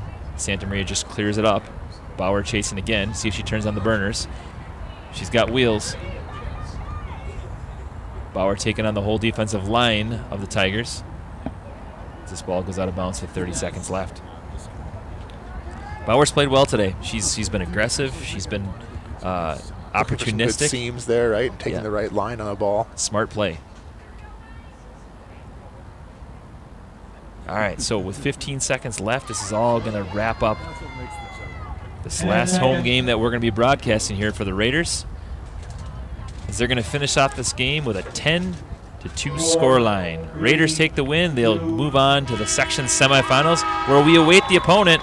We'll find out an update from Hunter in just a second, hopefully, as we figure out if we're going to play St. Paul Highland Park or the Simley Spartans. Hey, let's give a shout out really quick to the seniors of the Twin Cities Academy. There's several of them. First off, we're going to talk about Prisha Rathor, one of their captains. We also want to talk about Sophia Mudashir. We also want to give a shout out to Ocean Chapsing Chekow. We've talked about her a lot. She's been a stalwart for them at Center D. Also their goalie, Mariana Jors. Also Ariana Santa Maria Perez, their 12th grade forward. And then the last senior is Adrina Engeling, a forward midfielder number 24. For the Raiders, we want to give a shout out for our seniors as well. Oh, I missed one more too, Summit Usselman, the 12th grade defender. We've also missed her as well. For the Raiders, let's give a shout out to our seniors, Caitlin Wood, the defender who was all over the field tonight. Ellie Levine, the hat trick scorer, number 6.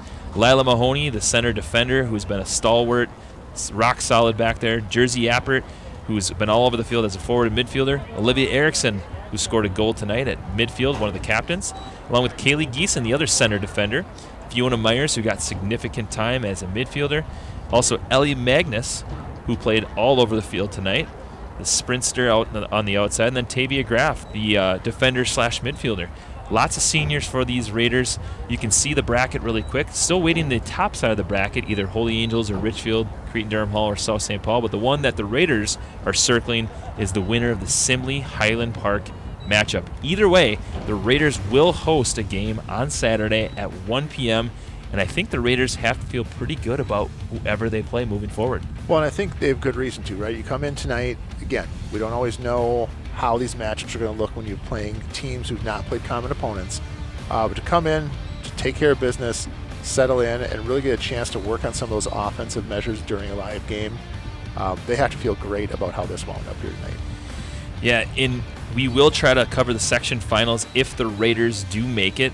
My hope is that we are hosting a Raiders section finals. If not, though, we're going to try to cover it. It would be an amazing thing for these Raiders. They have never made it to a section finals game before. This could be the year that they do it. Here's some other upcoming broadcasts. Volleyball or soccer on the 14th, depending on what happens. On the 21st, they'll cover the football sections. That's to be determined about who they're going to play. On the 25th, it'll either be a football or a volleyball section game. And then on the 31st, Halloween night, football section finals if that was to happen. So that would be pretty awesome on Halloween, right? Yep, that would be fun. A lot of Raider athletics coming your way. Can't wait to see what the month of October looks like. Let's give a shout out to Hunter Pinky, the producer, director, graphics, replay, the guy that does it all. I'm not sure if he sleeps at all. The camera operators and Max Slocum, Ian Andersack, and Tori Sellner. Shout out to our sponsors in the Spoolhouse and Culver's. I'm Kyle Kreiser, as always, joined by Jeremy Reuter. Jeremy, it's been another fun year of Hastings soccer. If you get a chance to come out Saturday and watch this team, you don't want to miss it. No, they're fun to watch. They're going to pack the stands, and I'm excited to see what happens. Thanks again, fans, for tuning in. We'll see you next time.